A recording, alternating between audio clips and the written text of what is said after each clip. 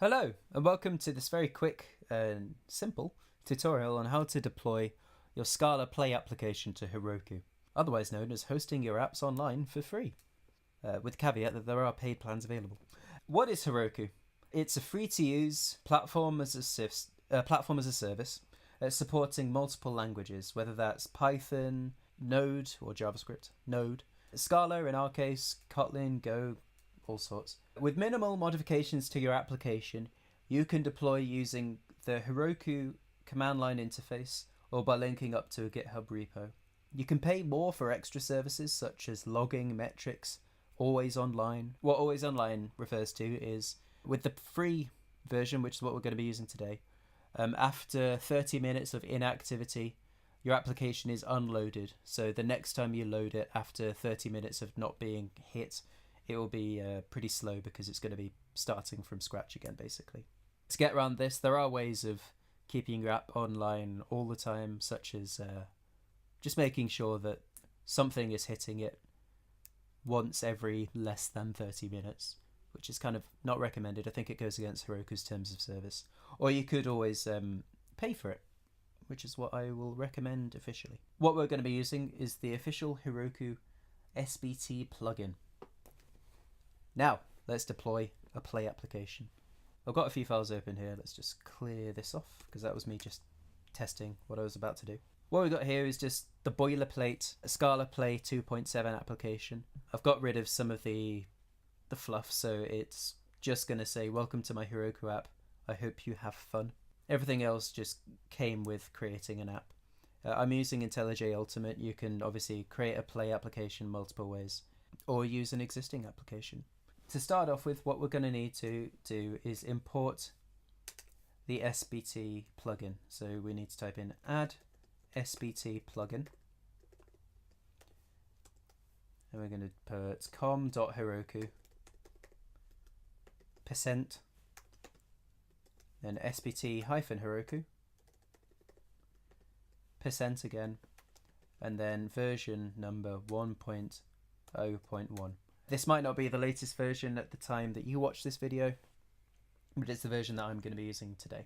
Next up, we're going to have to make sure that we are actually logged in Heroku login, because we're going to be doing some stuff on the command line now. I'd recommend logging in on a browser prior to this because it makes your life a little bit easier. If you're already logged in on the browser, which is what I am, I've got nothing open, I've got no applications. You click login, and you won't have to go through the login process and two-factor authentication and all that nonsense. And there you go, I'm logged in. I created an account just to do this.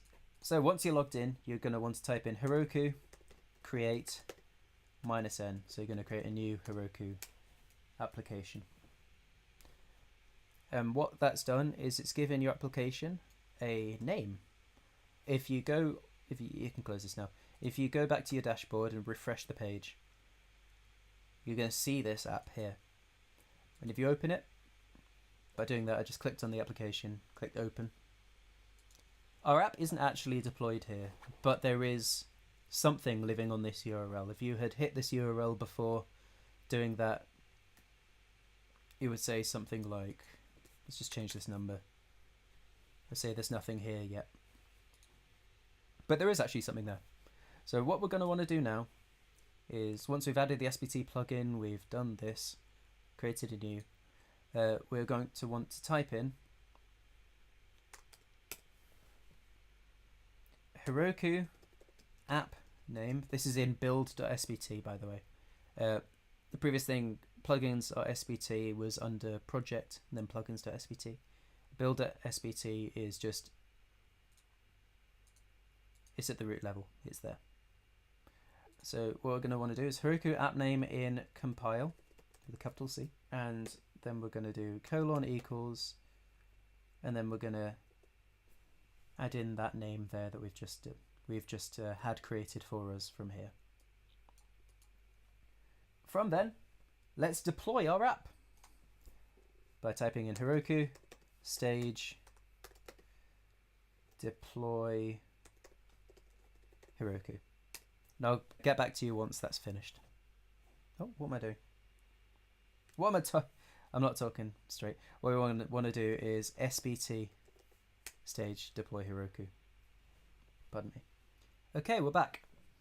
Now, if you hit that URL again, what you're going to see is your application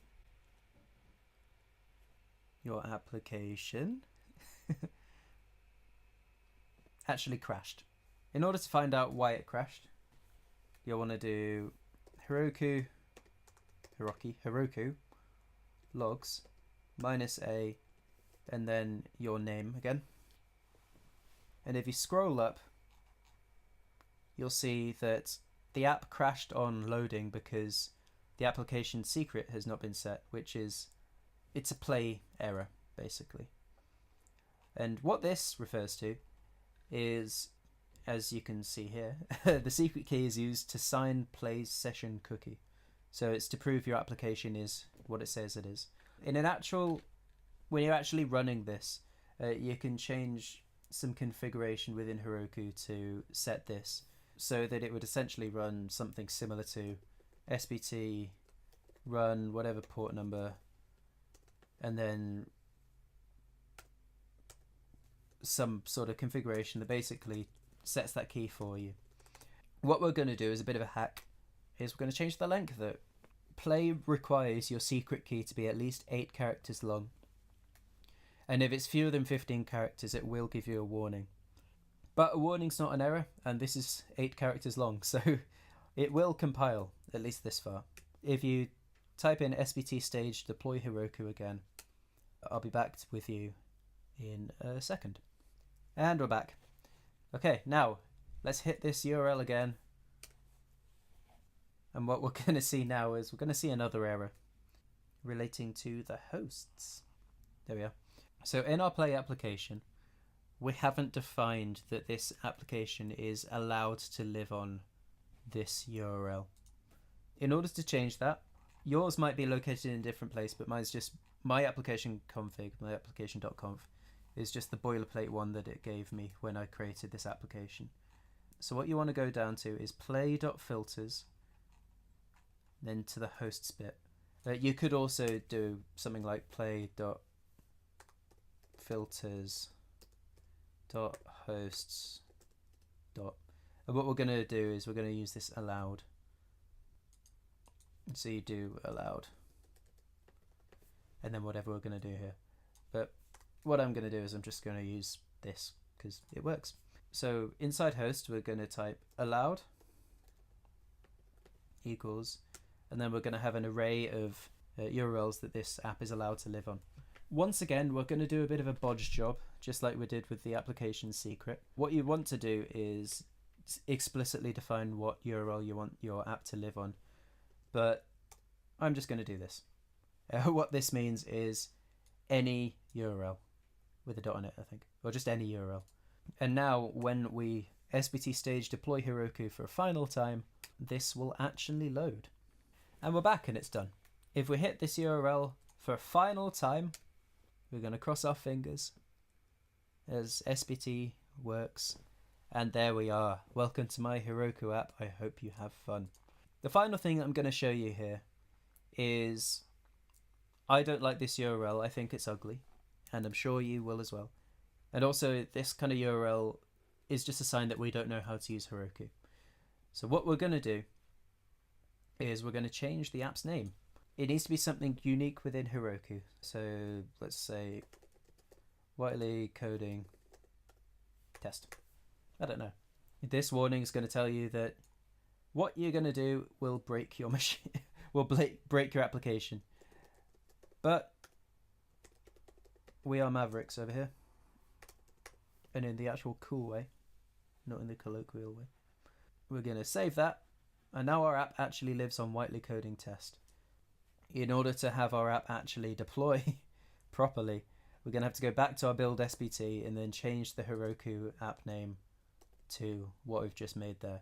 And just to prove that we have actually made a difference, we're going to change this to I hope you have had fun. So we're looking for the word had in the middle of our URL. We'll stage deploy Heroku for the final time. It is actually the final time this time.